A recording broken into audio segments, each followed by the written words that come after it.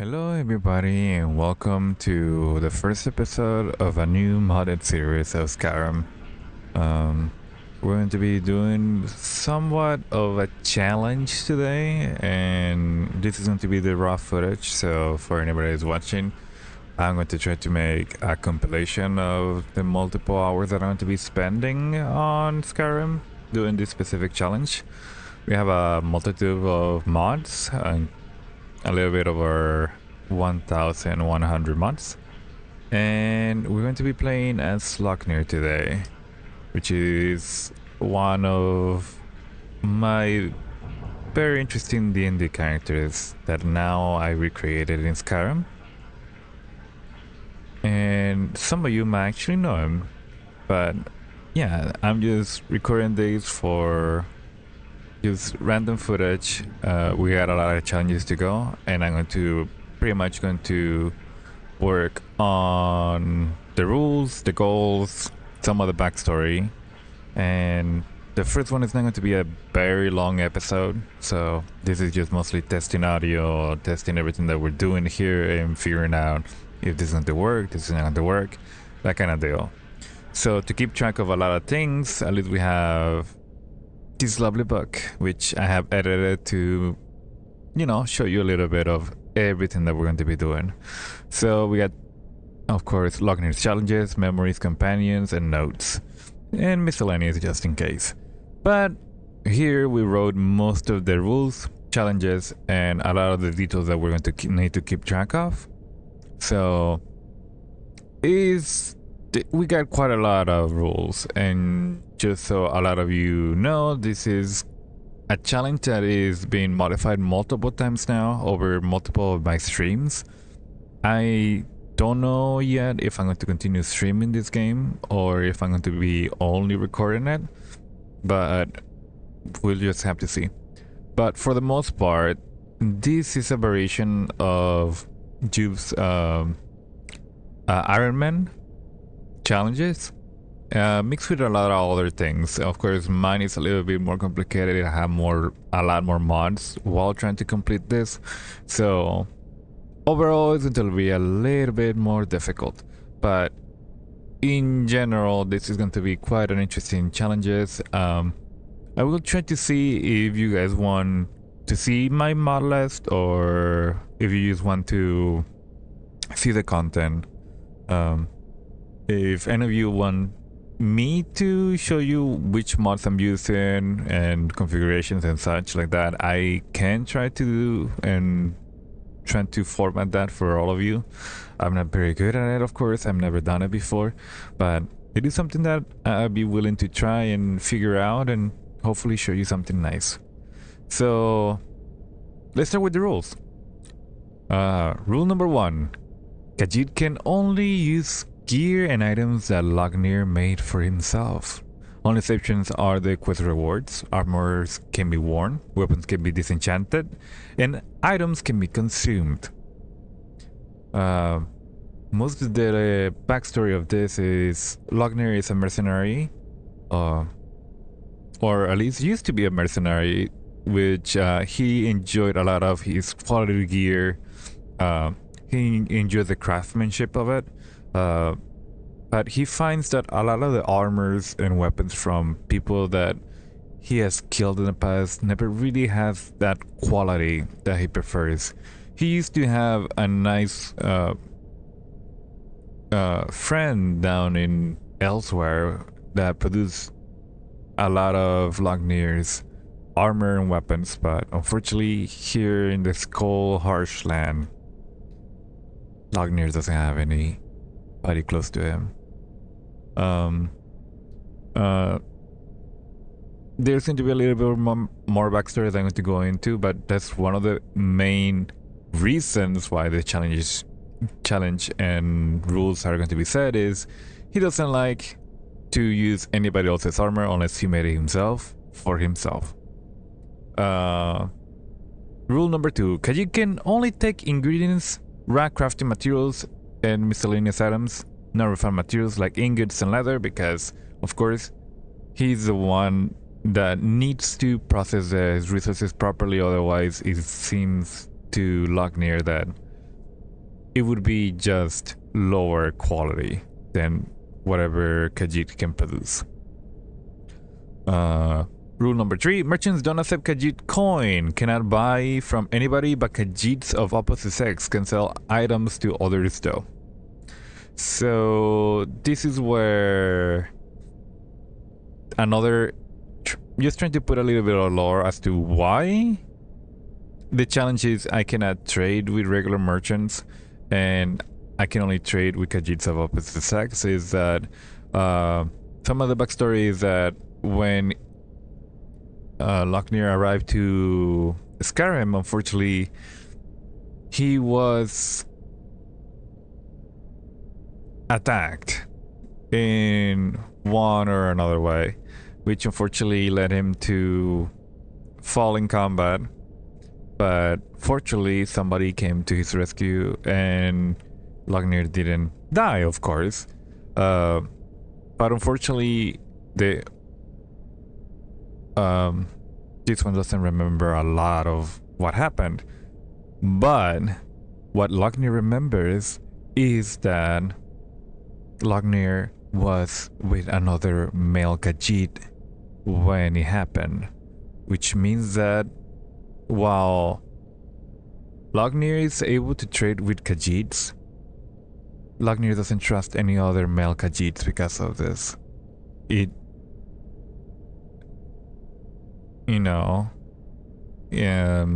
So that is one of the lore reasons as to why we're going to start like that. Of course, it's more gameplay purposes, so I cannot just buy any ingredient from anybody. And will be a few ways to overcome these problems and opening up more markets, but we'll see that later. Rule number 4, Lok'Nirr can take soul gems as long as they are empty, or can buy empty soul gems from Khajiit merchants of the opposite sex, or one of the unlocked Khajiit merchants. So again, this comes to the same thing. I didn't want to be able to just grab any soul gem and buy any soul gem from anybody, so we can only take and buy empty soul gems, and we need to fill them ourselves, which means that I need to learn the spell of Soul Cloak or Soul Trap for me to actually gain the ability to enchant things with soul gems. Rule number 5. Khajiit can take spells that spawn in the world or loot items on enemies. Allowed to buy one spell from any spell seller every 5 levels. So this is so I am able to progress magic, but it's going to be a little bit slower. This is mostly so that I'm encouraged to look for loot and books and spells on enemies, but also there is spells that do not spawn in the world, which is why I'm able to buy them. Otherwise, I would be locked away from spells that I never really tried before, but I am aware that they don't spawn in the world. So that's why we are using this system to make sure that we at least get extra spell books that otherwise we would never be able to get. So rule number 6 is also into this, and it's every 25 levels in any school of magic gives an extra spell book that can be bought for a specific school of magic. What this means is just that, let's say I level up destruction to level 25, I am able to buy one extra spell book. For destruction, I cannot buy a spell of any other school of magic. So if I level up destruction, I cannot buy an illusion spell. I have to buy an destruction spell. Again, it encourages you to learn specific spells or focus on specific schools of magic. Rule number 7, Lok'Nirr can't take any food that is already pre-made. Khajiit doesn't know how long it's been sitting there. Can only grab raw ingredients or raw meats to cook. Fruit, berries, and veggies are ingredients or can be eaten just raw like that. We need to think into alcohol and other drinks in the world. I am thinking of allowing them as a source of bottles if I'm able to actually break them into glass to create crafting materials. And again, it is technically a pre-made food, but I am unsure if in vanilla we can actually brew our own mead. If we can, I'll figure it out, but as far as I know, this is a good way to make sure that at least I'm able to take specific drinks and at least try to mix them with other ones, or at least be able to start crafting a glass, which is very important because we need actual potion bottles for any potion that we want to craft in the future. Rule number 8. Khajiit can only grab weapons and armor to disenchant. They cannot be worn, used, or melted down into materials. The only signature will be arrows to melt down. So for most of this playthrough, if I'm going to be using long range, I'm going to be using a crossbow. I will not be using bows. Bows seem a little too cheaty for me. Crossbows are technically very similar and have a lot of SM effects, but I never really used a lot of crossbows in the past, and I am willing to try to use crossbows just so that I can separate bolts from arrows. So if I get hit by an arrow or there's arrows on the floor, I can grab them to melt them down. Because it's easier to just break the arrow, take the tip of the arrow and melt that down into an actual better metal than if you already have armors and weapons that have been already processed and melted down and already molded into a specific weapon or shape. So this is one of the reasons why we're going to be using this system is, you know, because Lok'Nirr wants better quality than whatever anybody here in Skyrim might be able to make.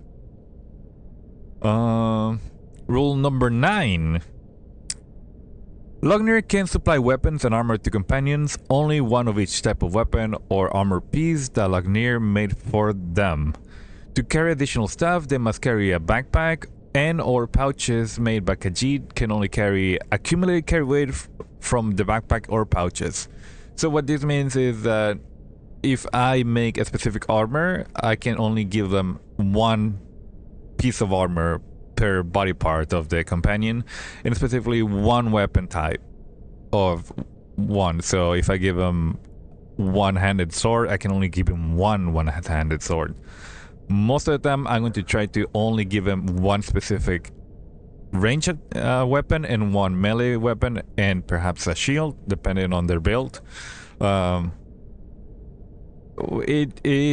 It all depends, but for the most part, we will only be with one companion at a time. Any companions that we do get and we dismiss, but we bring to the location which I'm going to clear later on, which is a little farm. So let's say I have 2 companions with me. I can only have one with me at a time. Technically 2 if I'm transporting one of them.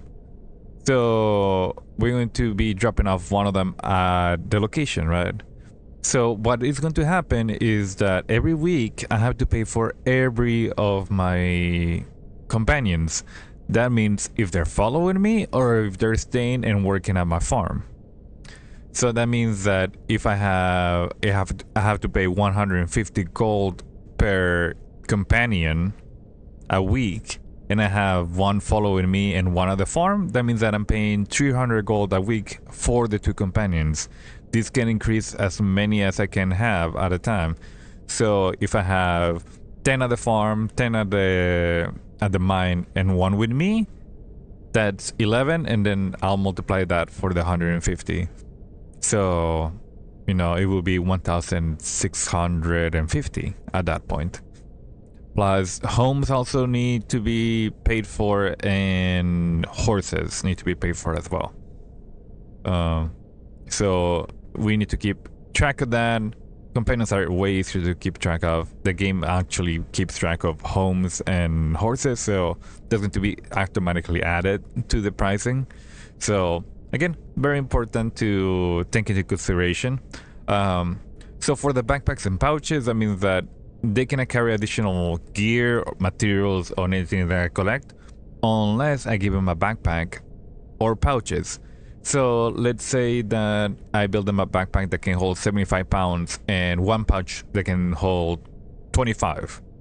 That means that if I give those to my companion and make them equip them, they can carry an additional 100 pounds of gear or materials or whatever I give them to them.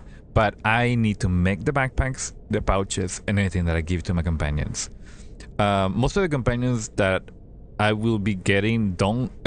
they have starting gear, which is weapons and clothes. I don't think they have... most of them don't have armors. So that means that they will stay with that current outfit until I give them gear. Otherwise, they will not get gear. So that's basically what it is on that set. There's some exceptions depending on certain companion storylines, which makes you give them armor that is theirs already. It's complicated, but I'll explain it as soon as it happens. And then rule number 10, which is very important because this links to everything else, is for every goal completed, one Khajiit merchant can be unlocked to buy things from. So this is where I unlock other male Khajiits to be able to buy things from, which leads to the goals. So we have 13 goals, I believe. We'll check them out right now. So this is kind of important because this is the whole purpose of the challengers, you know. Because I want to challenge myself, I want to see more of the game, I want to experience new things. Of course, we don't have fast travel, so a lot of the things that I need to do is either travel by foot, horse, by foot, by horse, or by carriage. The difference is that by walking there is going to be the cheapest one. Buying a horse is going to cost me about 1,000 gold, but it's really important and it's good to get a horse.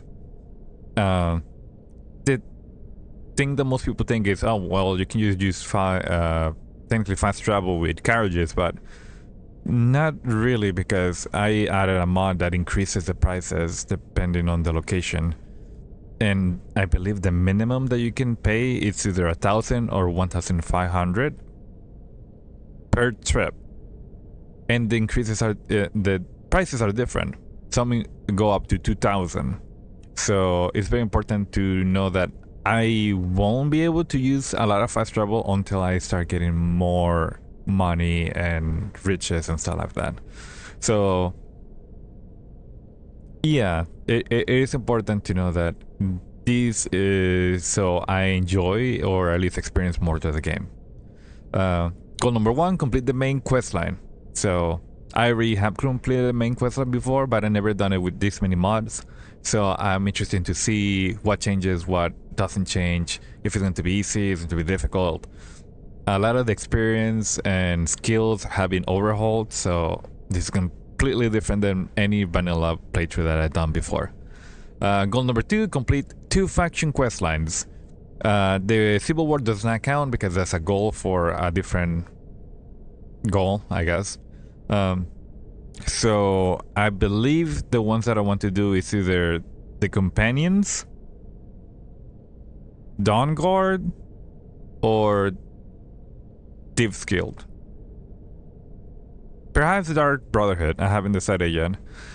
We'll have to figure it out as we go. We have a lot of mods that also change a lot of the factions, so it's important to take that into consideration. And again, this is to challenge myself. I am more than happy if any of you want to try anything like this. We are using survival mods as well, so eating, drinking, and sleeping are a matter of things that I need to do, as well as I need to sleep to actually level up. There's no free level ups in this game, so just be aware of that. Goal number 3, visit all cities and villages in Skyrim. There is modded ones that I don't know yet, but we will be adding them to the list just whenever we find them to make sure that we are keeping track of a lot of things.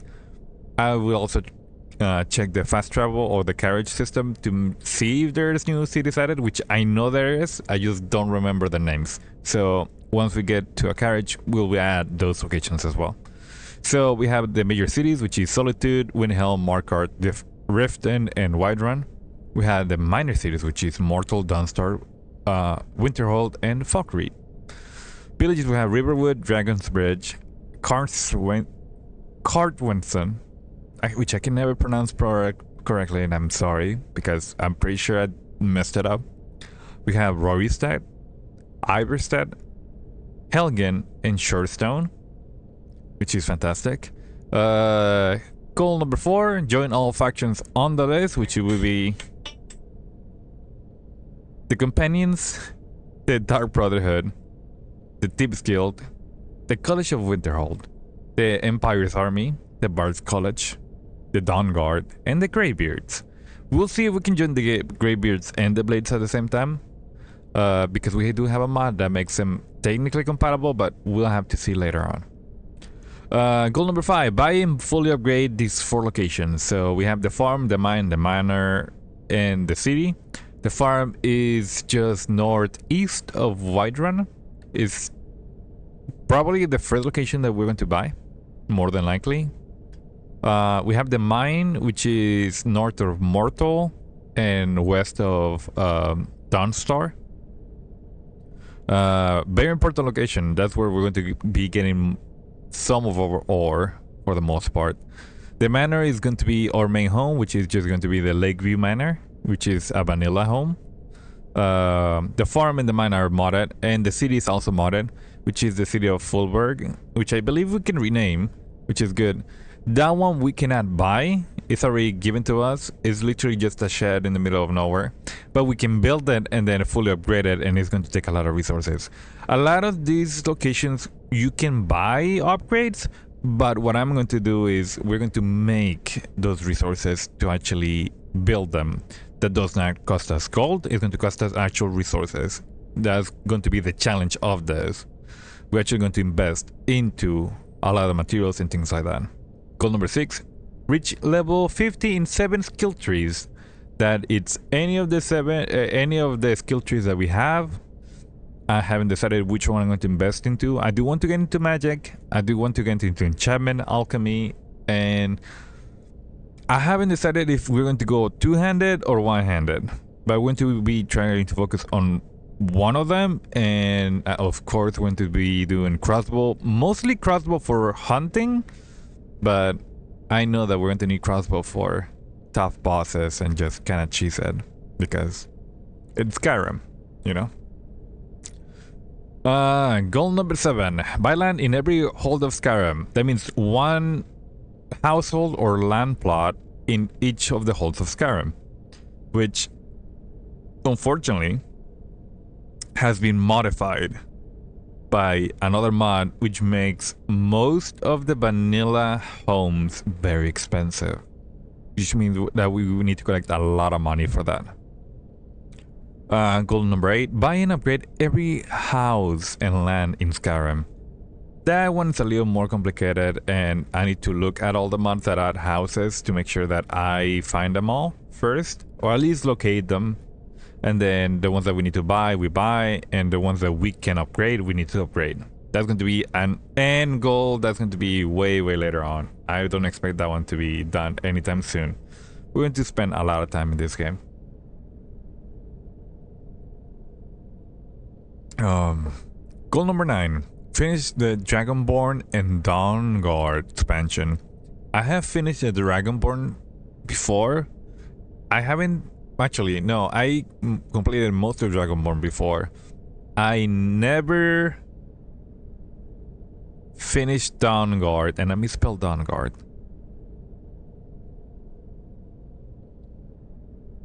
Dawn Guard expansion. I never finished Dawn Guard at all. I know it's fantastic content, and I will do that eventually. We'll just need to figure out when and how I'm going to do that. Goal number 10, kill 50 dragons. We have a lot of mods that add a lot of encounters with dragons, a lot of different dragons, and a lot of content that just involves dragons a lot, and they've been modified severely as well. So just be aware that they can be easy, they can be difficult. I haven't seen like most of the gameplay how it's going to be, but I know early on it's going to be very, very difficult. But we'll figure it out as we go. And I believe they can spawn at any time, no matter what time it is. And I don't think I need to complete the quest lines for the dragons to spawn. They can spawn since the beginning, if I'm correct. Goal number 11, win the civil war with the Empire. So that's going to be the faction that we're going to be fighting for, since I'm a Khajiit. That's going to be later on because we're going to start with nothing, basically. So I need to at least be prepared for the civil war. Goal number 12, make 3 perk trees legendary. That means that I need to make at least 3 of those perk trees reach level 100, and then I need to reset them to level 1. That's going to be interesting. I haven't really played enough till that point, so again, another late goal, kinda, you know, goal to reach forward to. And then goal number 13 is reach player level 80, because that's when the Ebony Warrior spawns and we can fight him. And yeah, that's basically the quest line that we're going to follow on that one. On the next one, this is how we're going to be keeping track of all the things we unlock every time we buy a spell. So I'm going to be like level 5. I'm going to put here which spell and what school of magic it is from, and then I'm going to add level 10 and so on and so on. As we unlock merchants, we're going to be adding more to the list. And this is the School of Magic spells, level 25. We're going to put the school, the spell, and so on. So that's the basic premise of that. It's already almost half an hour just explaining this. Memories, we're going to go to the backstory of Lok'Nirr today. So I don't have a good Khajiit voice, and I apologize, guys, but hopefully I get better with it over time. We're going to be role-playing as Lok'Nirr for a while, so I need to start learning how to do a more Khajiit, you know, voice. But here we go. Let's see. 7th of 4th Era 201. It has been a few days now. Khajiit cannot remember much from the night that Lok'Nirr was saved by a traveler that found Lok'Nirr with arrows on his back on the side of the road. Lok'Nirr never been to these cold and harsh lands before. It does not help that the guards near the city of Riften, or so they call it, seem to now not like Khajiit in their walls, nor anywhere near their land, when Khajiit doesn't have much but his fur on his back. Which could be reasonable, but Lok'Nirr knows it is because Lok'Nirr is a Khajiit. The sheikhs have come back to Lok'Nirr. This one does not have much currency or any at all left after the last batch of skooma that Khajiit bought from the traveling merchants. Lok'Nirr is desperate, but a friendly face shared the location of a skooma den near this one's location. Khajiit hopes that they might be nicer than the guard. Perhaps give Khajiit a sample of their product, just enough for Lok'Nirr to no longer shake. It's rough, I will say. I have nothing else set up yet. This is literally just, you know, a beginning, something that I want to try to do and have some fun with. Of course, with that background, we have alternate start, so we're going to be choosing that background. Approach, my child, and choose where your new life shall begin. And we shall select... Did I pass that? Yes. This one is a skooma addict and resides in a random skooma den. Even the lowest among us can rise to greatness. I'm not that low yet. Let's go.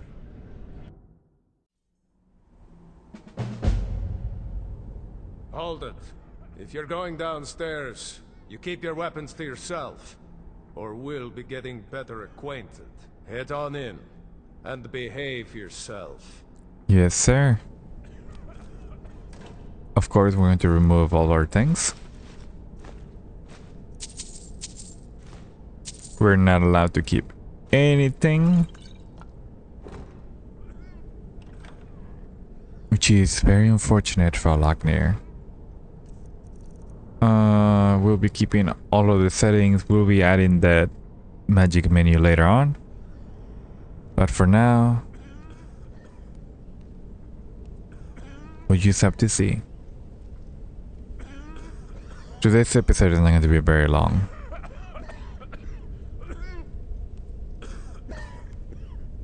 You might consider putting on something. Anything. This one does not have any clothes, unfortunately. Ah, welcome, welcome. I don't believe we've seen you here before, have we? You can buy from me, then join any booth you'd like. What is this place? Wait, you're serious? Yes. This is the Redwater Den, purveyors of the best skooma outside of Balmora. Best skooma? Lok'Nirr does not believe that skooma should be better than skooma made in elsewhere, like Khajiit's. Huh. What is so special about your skooma? It is sweeter than any other, perhaps? Khajiit would like to try that. The secret is our mystic Redwater Spring. Ooh. The magic in the waters opens the mind to experience skooma in a way like never before. Perhaps just a simply tiny sample then, yes? How about you pay for your habit like everybody else? Ah. Not running a charity here. Yes, yes. Lok'Nirr knows. Be sure to enjoy some of our Redwater skooma before you leave. If Khajiit had coin, perhaps.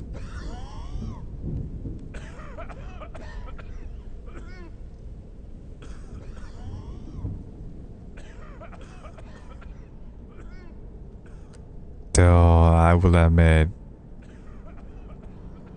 Khajiit doesn't think they're having a good time down there. But I wish Lok'Nirr was there. We will not start the timer today. This is just setup.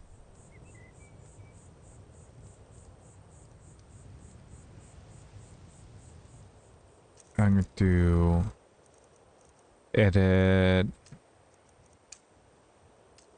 a lot of my things. So again, we're using a lot of custom things.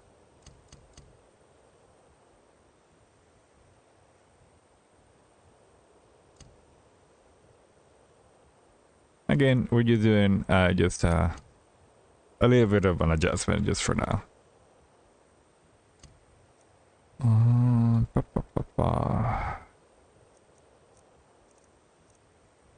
Oh, I changed it by mistake. And again, we have a lot of survival stuff that we need to take into consideration. I have already configured most of my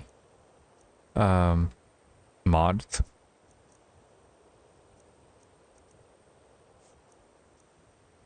So at least we don't have to worry too much about that.